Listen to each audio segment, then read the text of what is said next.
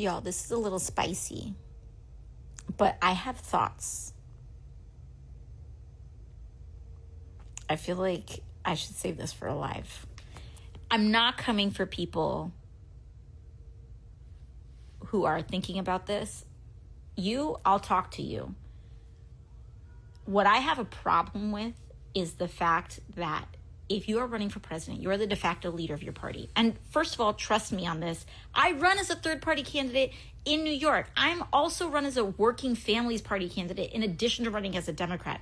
Because trust me, I've been on record about my criticisms of a two-party system. So this is not about that. But you are the leader of your party. And if you run for years and years and years and years and years in a row, and your party has not grown, and you don't add city council seats, and you don't add down ballot candidates, and you don't add state electeds, that's bad leadership. And that to me is what's upsetting.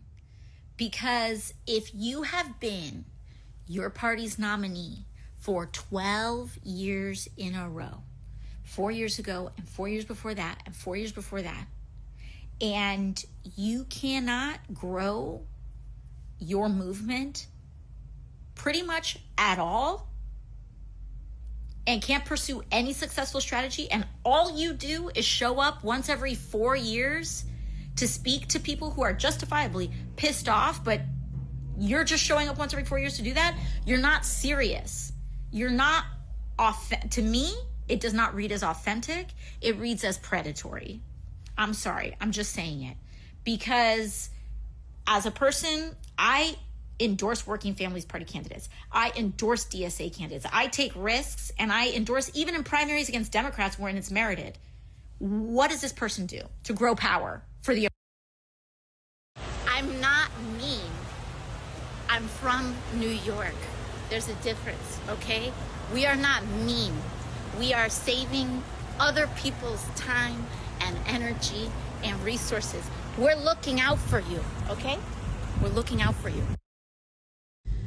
Okay, so the answer to this is, and by the way, I'm not driving. People always freak out, but the lens is flipped, okay? So, relaja. Anyways, the answer to this question is, there's a couple answers. One is that if you talk like a normal person, you will get in trouble. Like, I choose to speak like a normal person, and I get in trouble a lot. Most people do not want to do that. They would prefer to preserve their energy. And by trouble, I mean that as a politician, people are always taking little clips and snippets of what you say, and they will take them out of context. And so if at any given time you string together 6 words that don't have every disclaimer and what have you, someone's gonna make a thing about it. And other normal people know what you're talking about, but people just don't want to deal with headlines of like fake controversies, so they use a lot of practice. So they use a lot of practiced messaging and answers because they don't want to deal with the New York Post or Fox News being like ba-da-da-da-da-da-da because they decided to answer in an improvised way, talking like a normal person. Because that's a big part of what talking like a normal person is that you're part of a conversation. You did not pre-rehearse things. You're talking and you're answering and replying to the person in front of you based on what they said in real time. And for a lot of people, that can create just like distraction. So that's one answer. And the second answer is that there are specific ways that people poll in how to talk about things and what phrases to use that are more persuasive to key audiences than others. And so they choose to use that. And which I'm not here to say and judge it and talk about if it's like whether it's bad or good. I know it can be frustrating sometimes because I think sometimes people get like too stuck in a rut, and then it feels like you're not getting a real answer, and it can feel like not authentic. And it's also just this weird affect that then gets picked up in politics. Like you said, like there's like a politician speak, which is weird. So I get it. But again, I'm not here to, like, I'm trying to explain why it happens and why you see that. I don't do it, but I also pay a price for not doing it. So, you gotta kind of choose your battles on it. First of all, this situation, it applies not just in people's relationships with their parents, but also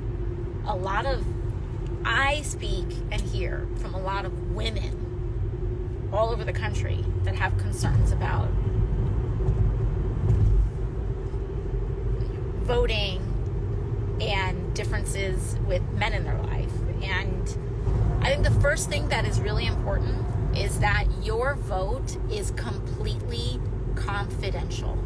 Nobody can know how you voted. They can know, it is possible in places to know that you voted, to know that you voted in a given election, but how you voted is completely and entirely up to you, in terms of who finds out and who divulges. And so that, I think, is number one, super important.